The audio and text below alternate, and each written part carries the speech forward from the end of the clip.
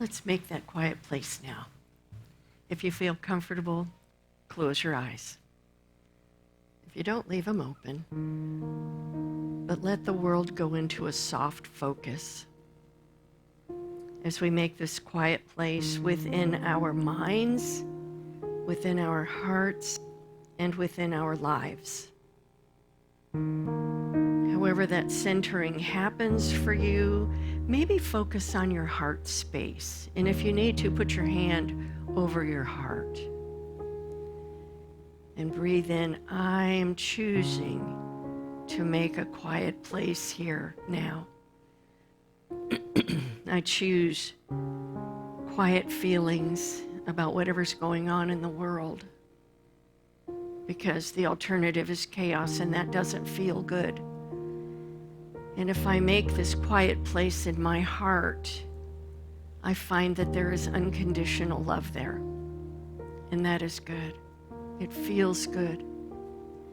It feels good to receive that unconditional love. It feels good to give unconditional love.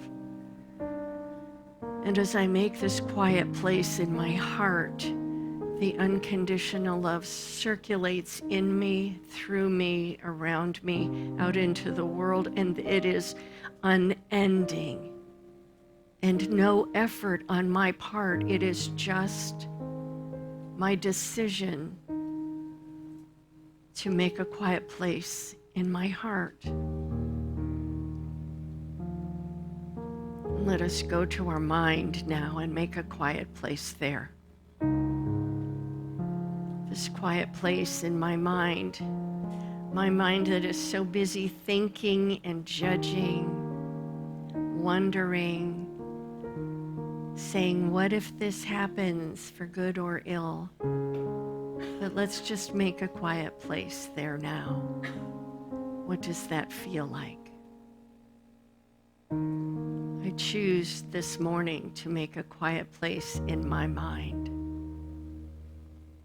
And only divine inspiration fills that area that was so busy with all of my thoughts. As I choose to make a quiet place in my mind, I know what is mine to do with zeal and enthusiasm. And because my heart is already in that quiet place, I feel that it is the right thing to do. This divine inspiration that has entered the quiet place of my mind, so that I speak with love, I hear with love. My generosity and compassion is overflowing because I choose to make a quiet place in my mind today to receive the inspiration of God. And I feel blessed.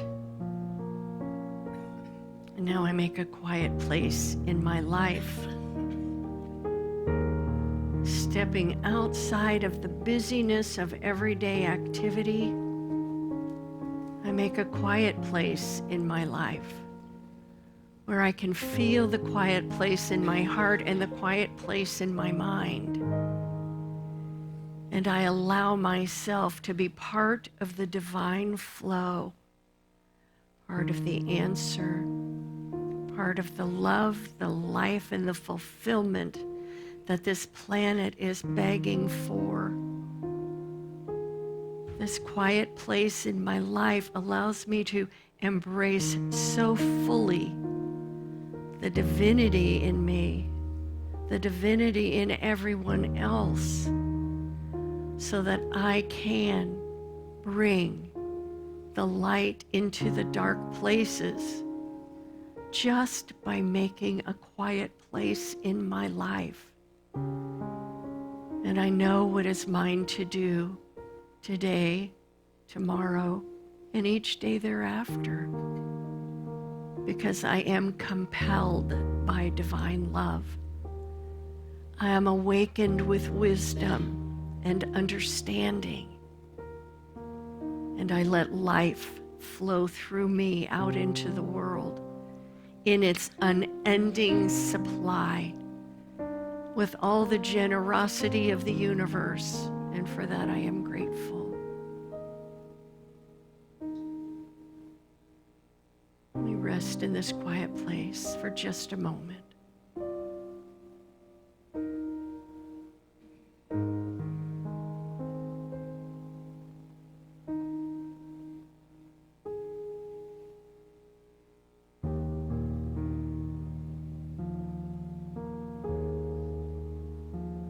When you're ready, open your outer eyes.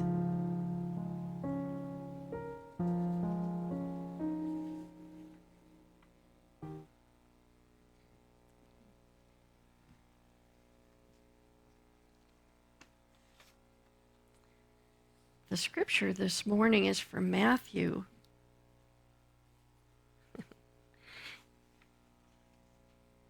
You know what I'm going to say? It's one of my favorites. They're all one of my favorites. This one is titled, Jesus Begins His Ministry in Galilee, and it's Matthew chapter 4, verses 12 through 17, 18 to 22. Where am I? Oh, yeah, 18 to 22. It's Jesus calls his first disciples. So it goes like this. As he walked by the Sea of Galilee, he saw two brothers, Simon, who is called Peter, and Andrew, his brother, casting a net into the sea, for they were fishermen. And he said to them, "Follow me, and I will make you fishers of men." Immediately they left their nets and followed him. As he went from there, he saw two other brothers, James, the son of Zebedee, and his brother John, in the boat with their father Zebedee, mending their nets, and he called to them. Immediately they left the boat and their father and followed him. Can you just imagine being Zebedee and watching your workforce and your retirement plan walk away? Talk about a change in one's life, right? Yeah. So may we see the affirmation slide for this month? We're in the last Sunday of January, and the theme has been Trust the Current. The affirmation, and let's say it together, is I trust the current of divine order to carry me where I'm meant to go. And we're focusing on the power of imagination this month. So, because we're focusing on imagination, I would like to dedicate this service to my friend of 46 years, Mary Wilson. She, 88 years, a dynamic woman and the epitome of the power of imagination. She took a small Pasadena City Employees Credit Union in Pasadena, California, and grew it into a federal credit union that was one of the largest credit unions in the state of California. The woman was involved in the jazz festivals in Southern California. She was on the Rose Parade Committee. She was a dynamic member of Rotary. That woman lived a very full life. And I feel honored that she called me friend all these years. So, yeah. So, Mary, you're here with me today. So, the talk title is Practice Makes Permanent. Many people attribute the saying, practice makes permanent, or a related phrase, practice doesn't make perfect, only perfect practice makes perfect, to football coach Vince Lombardi. Anybody remember that fedora? And he dressed to the nines when he was coaching. It was just so nice to see. So this statement, practice makes permanent, emphasizes that practicing bad habits just reinforce errors, right? We can agree with that, right? You practice a bad habit, it becomes permanent. So Lombardi had a vision to take a mediocre football team, not my words, and turn it into a powerhouse using core fundamentals, discipline, perseverance, and high-quality standards. As a result of his vision and taking action on that vision, The Green Bay Packers won 5 division titles in 7 seasons, including the first 2 Super Bowls ever played. The man was the epitome of the gift of imagination, right? He knew how to work the gift of imagination. So, in essence, the phrase practice makes permanent evolved from practice makes perfect to warn that consistently doing something incorrectly only solidifies bad habits, making the shift to a quality practice crucial. So at Unity Church of Peace, we focus on core fundamentals in Sunday messages, in classes, book studies, in workshops, and we strive to model them using them consistently with perseverance and high standards, right? That's what we do here. Well, hopefully that's what we do here. Last I looked, we were. So this core fundamental that we're focusing on, we've been focusing on this month, is the power of imagination. So in her book, Divine Audacity, don't you love that title? Divine Audacity, Dare to be the Light of the World by Linda Martellowitz. It's this book. And have we done a book study on this? Yeah, okay, yes, got an answer on that. Good. Lovely book, wonderful book. Focuses on the core fundamentals of the 12 powers. To this month, we've been focusing on the power of imagination. Highly recommend, 5 stars, highly recommend. So in this book, she tells us that imagination is our powerful capacity to picture. I did Peter Piper picked a peck of pickled peppers doing the sound check because I had a lot of peas this morning. So picture life as it can be. We hold this idea and develop it until we feel its effects. We feel the effects of it first, and then we see it manifest in the physical. So imagination, idea, right? Feeling, I will make a quiet place to get this idea. I will make a quiet place to feel what it feels like. She says to act as if, what would it feel like if I had this here? We feel it and then we live into its manifestation because it will manifest. Clear intention, elevated emotion causes creation in the physical world to happen. Remember this, clear intention, elevated emotion causes creation to happen. And the clear intention is our gift of imagination. Okay, so Lombardi pictured what the Green Bay Packers could be, and then he followed through on his vision and they became. Do you see how this is? What can be? What is the highest potential this team has? Well, they've got the talent, but they needed to work on teamwork. They needed to work on core fundamentals. They had to start, this is not a football lecture, they had to start at the very basics. They had to start over. Whatever bad habits they had to unlearn those habits and learn the good habits, which they did. So Martellowitz goes on to tell us that our gift of imagination, our power of imagination, is natural to us. I don't know if any of you had imaginary friends when you were little. My oldest sister, you did? Good. No, there's one right here. Yeah, hi, nice to see you. Welcome. Yeah, okay, I'm there with you.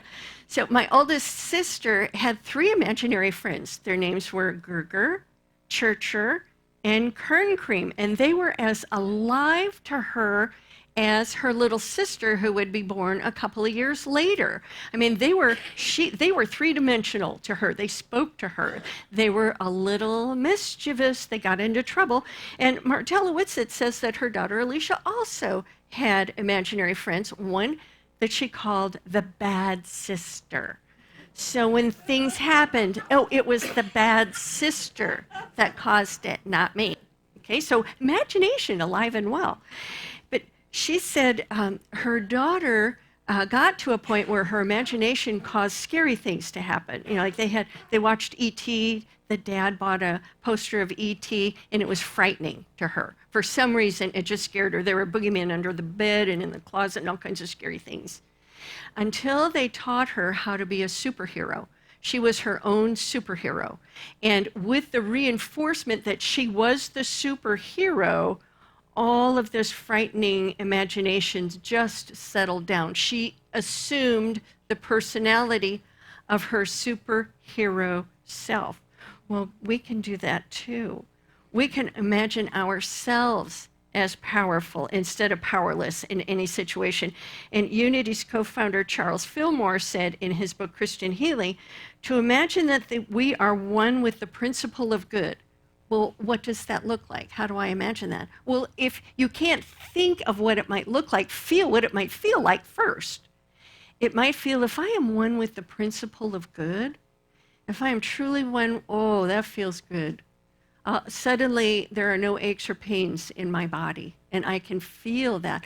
Suddenly, even though I really haven't felt it from anybody in my life, I feel unconditionally loved.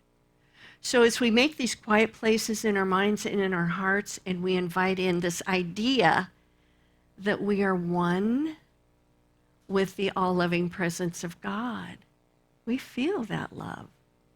We might not know what it looks like, but it doesn't matter as long as we're in the feeling of it. He says we can do this for all kinds of things, like I am one with the health of God, with the wholeness of God, with the life of God, with the prosperity of God. I am one with this. What does that feel like? It feels like my body is alive and vibrant. It feels like doors are opening. It feels like someone is saying, here, let me help you. Here, let me hold your hand through this period of your life when you need a helping hand. That's what it feels like, and feel those feelings. And then you start getting pictures because you've made a quiet place in your mind. And I don't know if you noticed, but the song said heart, mind, life, right? Make a quiet place in your heart and feel it. And then the pictures come. And just keep reinforcing it until you live into the fulfillment of it in the physical world. Did you know that every idea that you had originated in the mind of God? Everything that you see in the physical world started as an idea in the mind of God. And then someone's mind caught it. They made a quiet place, and that idea dropped in. And then they pictured it with what? Somebody pictured blue upholstery on the chairs. Somebody pictured this shade of gray on our walls. Someone pictured it, but it was an idea of beauty dropped into our mind because we made a quiet place, and then the fulfillment of it came. The gift of imagination is our gateway to the divine, to those divine ideas. And then we get to clothe them, Charles Fillmore's words, we get to clothe those ideas according to our own personality, right? So as we make ourselves more available to that, what does it feel like to be one with God? Then what we outpicture more closely resembles the divine idea. But if we come to this with, nobody likes me, everybody hates me, why don't I go eat worms? Then every divine idea is going to be clothed in worms, in relationships that are rough, in people cutting you off in traffic.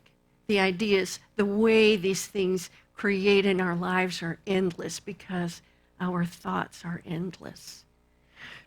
But we can change that. And the scripture today gives us an idea how to do it. So the passage is titled, Jesus Calls the First Disciples.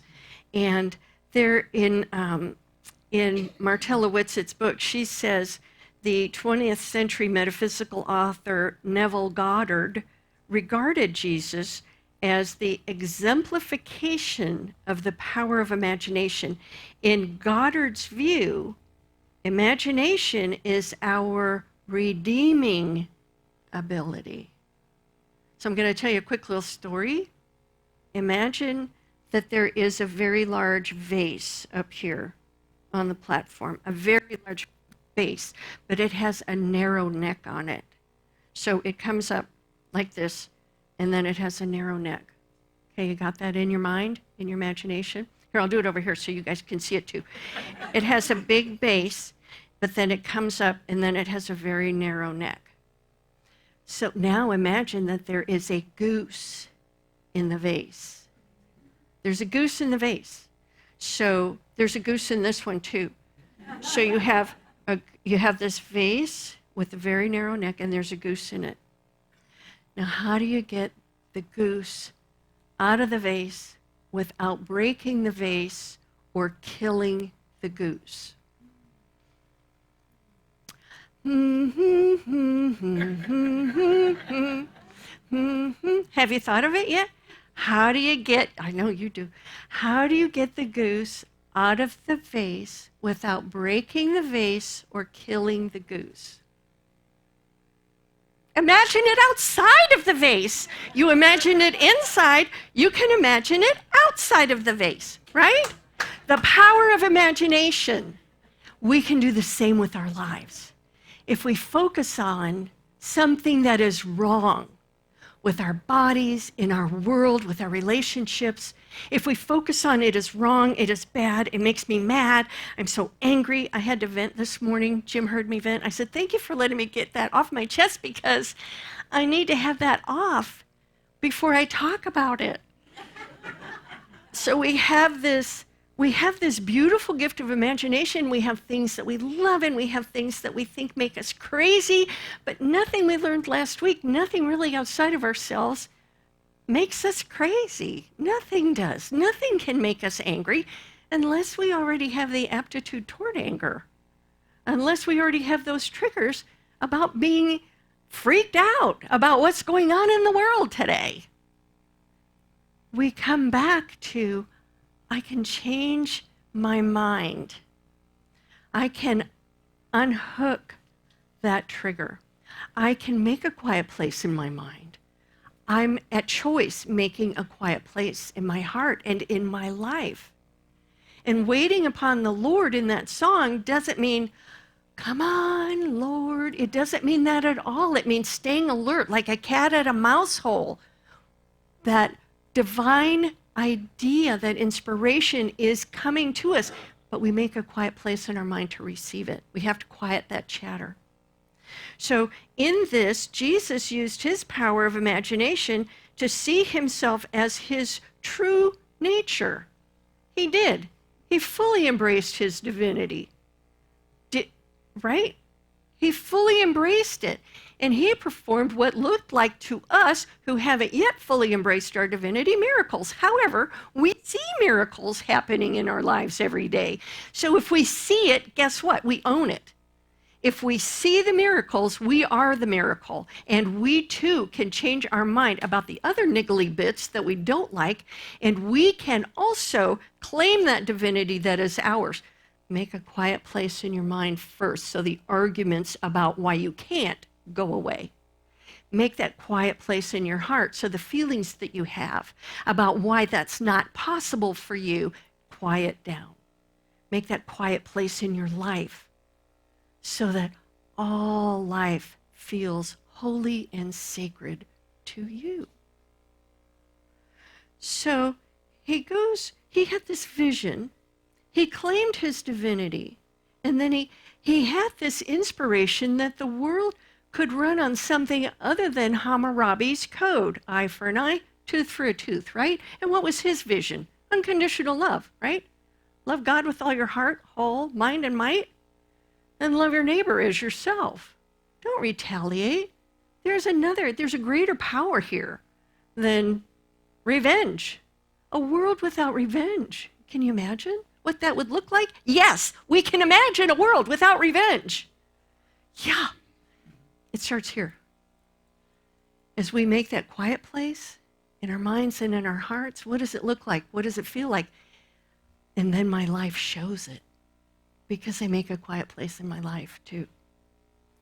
So the disciples left their nets and immediately followed Jesus.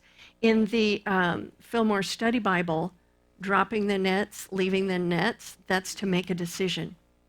They made a decision. They dropped the nets. and they followed this person that they didn't know. They gave up their livelihood because of an idea, a vision, an inspiration, and then they took action. So we have this idea that comes from the mind of God. We make a decision. Have you ever gotten a divine idea and said, don't ask me to do that? The dangerous prayer is give me guidance, right? Because give me guidance, then I need to take action on the guidance. And if I second guess the guidance, I'm no worse off than I was before, but I'm still asking for guidance. How many times am I going to send a helicopter, a rowboat, an SUV to pick you up with the upcoming flood, right? How many times? Apparently 70 times 7. So, all right, so if we choose to catch the vision that God has for us, we make that quiet place. What is that vision? What does it feel like? And make the decision to resonate with that vision like Jesus did, like Vince Lombardi did, like my friend Mary did over and over and over again. We call forth these 4 disciples. Simon Peter representing receptivity and faith. We call forth Andrew representing strength and endurance. We call forth James, wisdom. We could all use wisdom, right? Divine wisdom, not just my own wisdom. Has anybody ever consulted Google because you didn't know an answer to something? All right. A higher wisdom. And then, of course, unconditional love. Absolutely, unconditional love. We receive these divine ideas all the time.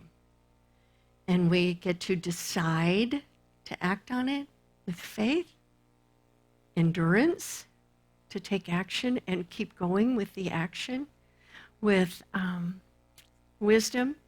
I keep hearing wisdom to know the difference, right? What is the difference between divine wisdom and my wisdom? Well, make a quiet place.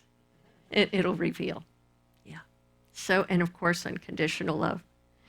So as we choose to do these things, we can find ourselves just like Reverend Linda Martella-Whitsit's daughter, Alicia, and be a superhero of our own lives. So let's stop for a joke, because I know you're all imagining your superhero outfits. So there was this little 9-year-old boy, and he came after church. His mom picked him up after church, and because he was in the junior church. And she said, well, what did you learn today? And she said, the little boy said, the teacher told us about how God sent Moses behind enemy lines and did some reconnaissance work. And then he had his army build a pontoon bridge across the Red Sea. And then he saved the Israelites because they all got across. And then he radioed headquarters, and they sent bombers to blow up the bridge, and the Israelites were saved. And she said, is that really what your teacher taught you? And he said, oh, no, but if I tell you what she said, you would not believe it.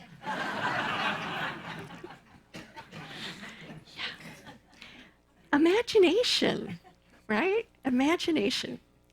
So earlier, about this time last year, the leadership team in this church attended a series of 3 workshops that was facilitated by the Reverend Doctors Bill and Cher Holton.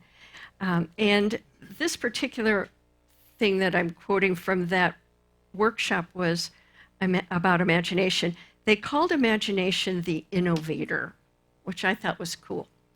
Always thinking outside the box, imagination generates creativity and fresh ideas.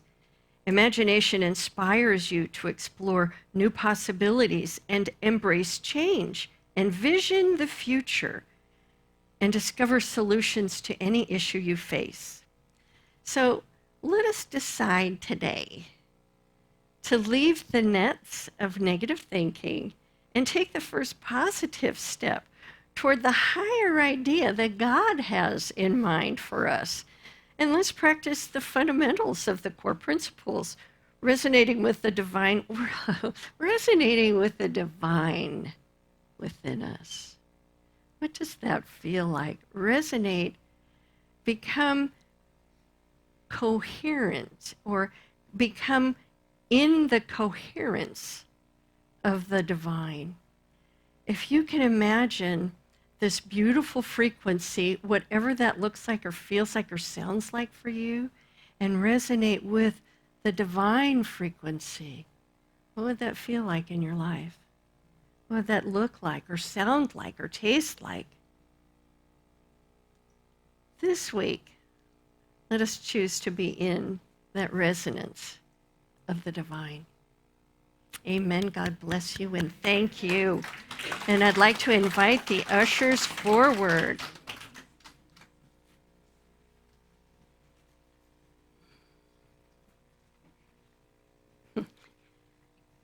Thank you, Andy and Hillary. So let's say our offering blessing together. If you're giving online or through Breeze or however it is that you give, monthly, whatever, in the sanctuary, just put your hands together, whether there's a piece of paper there or not, and just imagine being in that resonance of divine energy as we say this together. Divine love through me blesses and multiplies all that I am, all that I have, all that I give, and all that I receive. Thank you, God, that this is so.